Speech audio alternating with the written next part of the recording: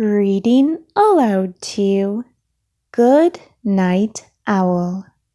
Written and illustrated by Greg Pissoli. Good Night Owl. Owl was settling into bed when he heard a noise. Squeak!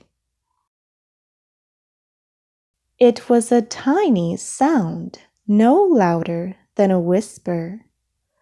A funny noise he hadn't heard before. "Someone must be at the door," said Owl. "Just a minute." But no one was there. "Probably the wind," said Owl. And he lay down in bed and said to himself, "Good night, Owl." Then he heard the noise again. Squeak! "It's coming from the cupboard," said Owl. So he went to take a look. He emptied every shelf, but there was no noise to be found. So Owl went back to bed. "Good night, Owl," he said. And then he heard the noise. Squeak! "It must be under the floor," said Owl. And he pulled up the floorboards one by one.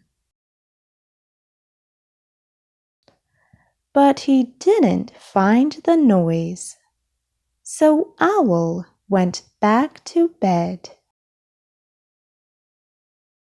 Squeak! "This house has a noisy roof," yelled Owl.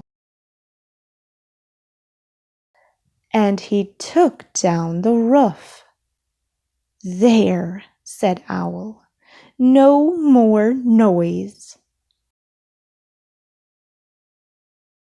Owl got back into bed, the stars and the moon shining down where his roof used to be. "Good night, Owl," he said. But Owl didn't close his eyes. He didn't dare. He knew that any second he would hear the noise. He waited and waited and waited and waited. Squeak! "It's in the walls," Owl screeched. "I'll get you, noise," Owl said as he tore down the walls of his house.